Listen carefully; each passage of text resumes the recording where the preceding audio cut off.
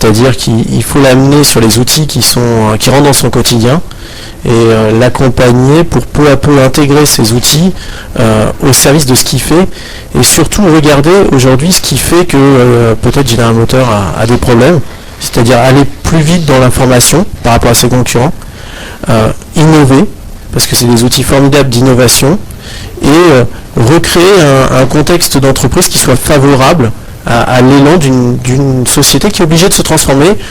Aujourd'hui, la crise pousse l'automobile à se transformer, mais toutes les entreprises, même si elles ne sont pas dans la crise, doivent se transformer, doivent évoluer.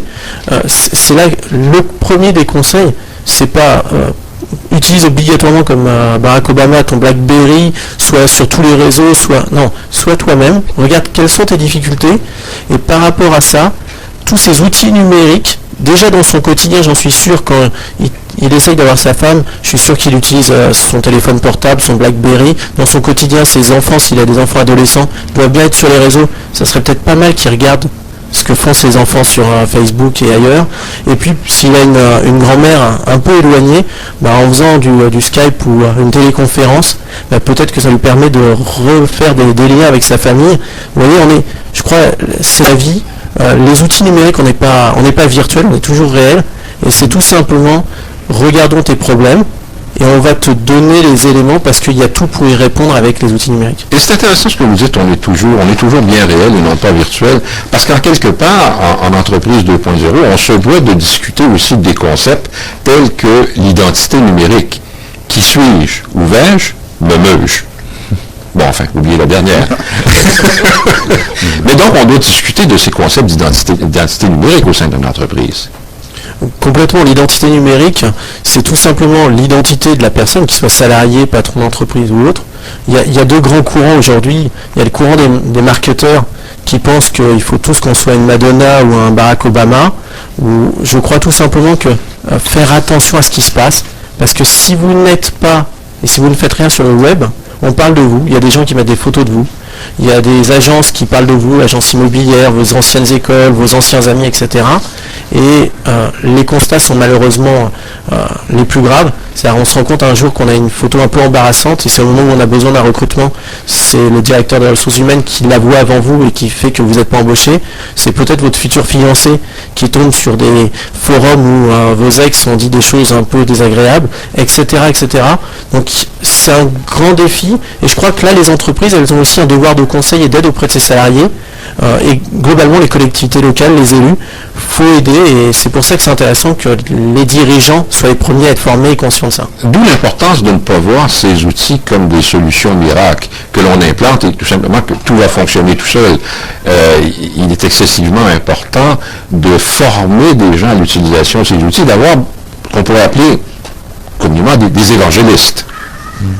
Geoffroy? Oui, en fait, effectivement, là-dessus, mais même en entreprise aussi, on parlait d'identité un peu, je reviens là-dessus par rapport, il faut bien cadrer quelles sont les possibilités de pouvoir interagir sur les réseaux sociaux, par exemple, dans le cadre d'un emploi.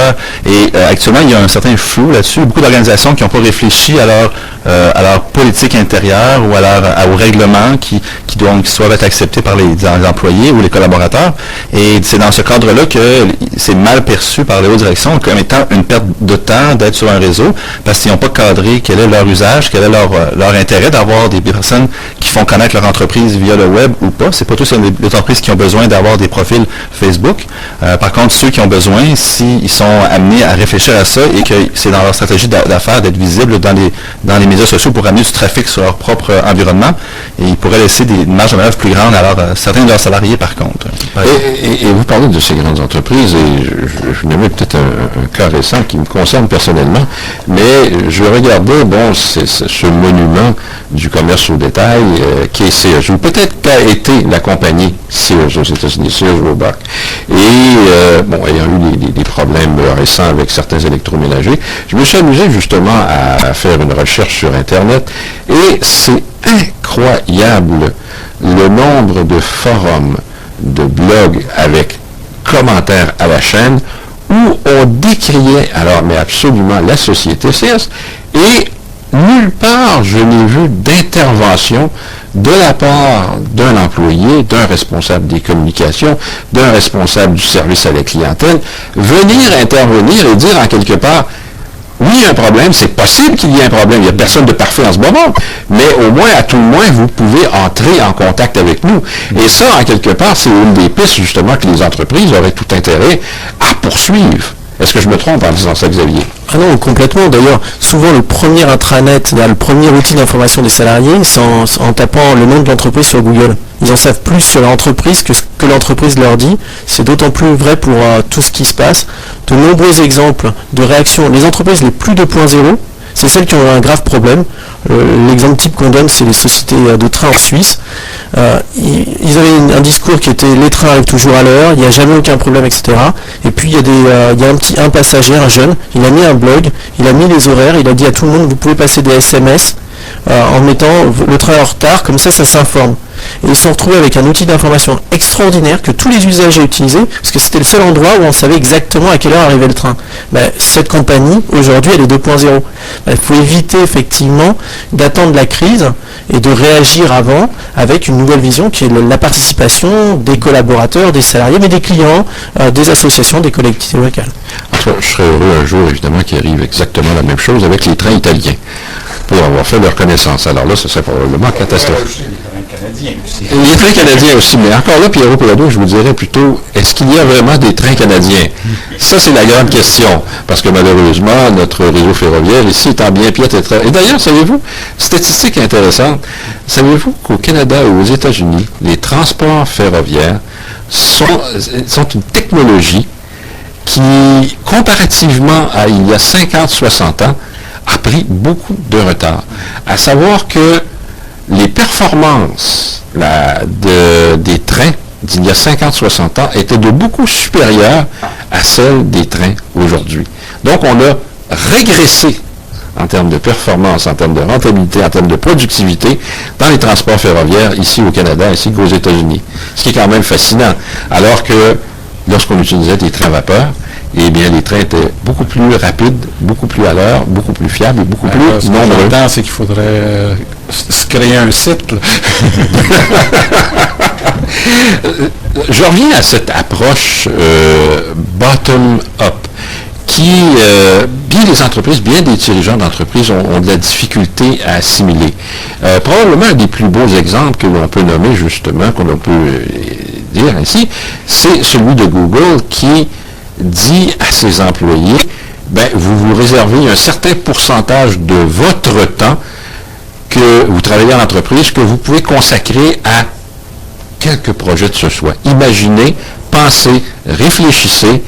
Peut-être que ça ne donnera rien, mais peut-être que ça peut donner aussi quelque chose qui va bénéficier à terme à l'entreprise. Xavier.